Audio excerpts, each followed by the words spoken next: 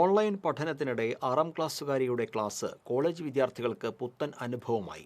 College വിദ്യാർത്ഥികൾക്ക് video editing class എടുത്ത് ഞെട്ടിച്ചത് bottle art കലാകാരി കൂടിയായ ഗാഥ ബിമലാണ്.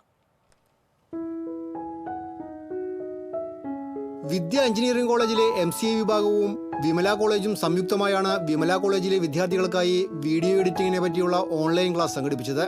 എന്നാൽ ക്ലാസ് എടുക്കാനെത്തിയ അധ്യാപികയെ കണ്ട് വിദ്യാർത്ഥികളും രക്ഷിതാക്കളും കോളേജ് അധ്യാപകരും ഒന്ന് ഞെട്ടി. അയ്യന്തോൾ SN പാർക്കിലെ ബിമൽ സൽക്കല ദമ്പതികളുടെ മകൾ 6ാം ക്ലാസ്സുകാരി ഗാഥ ആയിരുന്നു വലിയ കുട്ടികളുടെ കുട്ടി ടീച്ചർ.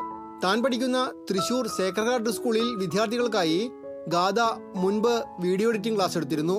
കോളേജ് വിദ്യാർത്ഥികൾക്കായി സംഘടിപ്പിച്ച ക്ലാസ്സിൽ 100ഓളം പേർ പങ്കെടുത്തു.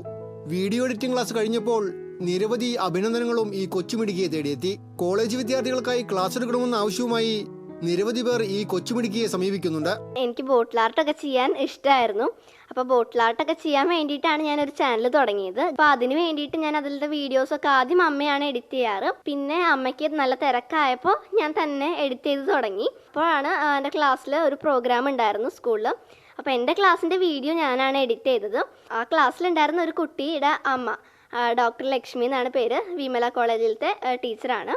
ആ ടീച്ചർ പറഞ്ഞിട്ടാണ് കോളേജിലത്തെ ചേച്ചിമാർക്ക് ഞാൻ ക്ലാസ് എടുത്തത്.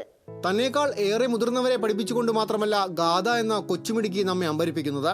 ഉപയോഗശൂന്യമായ ബോട്ടിലുകളിൽ തീർത്തിരിക്കുന്ന കലാസൃഷ്ടികൾ ഏറെ മനോഹരമാണ്. തന്റെ കലാസൃഷ്ടികൾ പരിചയപ്പെടുത്തുന്ന ഗാഥാസ് CreActive സ്റ്റുഡിയോ എന്ന പേരിൽ ഒരു യൂട്യൂബ് ചാനലുമുണ്ട് ഈ കൊച്ചുമിടുക്കിക്ക്. കാട്ടൂർ സഹകരണ ബാങ്ക് ഉദ്യോഗസ്ഥനായ അച്ഛൻ ബിമലും വിദ്യാ കോളേജിലെ MCA വിഭാഗം അധ്യാപികയായ അമ്മ സൽക്കലയുമാണ് കലാകാരി കൂടിയായ ഈ കുട്ടി ടീച്ചറുടെ വഴികാട്ടികൾ. ചേച്ചിക്ക് കൂട്ടായി 2ാം ക്ലാസ് വിദ്യാർത്ഥിയായ അനുജൻ ഭഗത്തുമുണ്ട്. TCV news, Thrissur.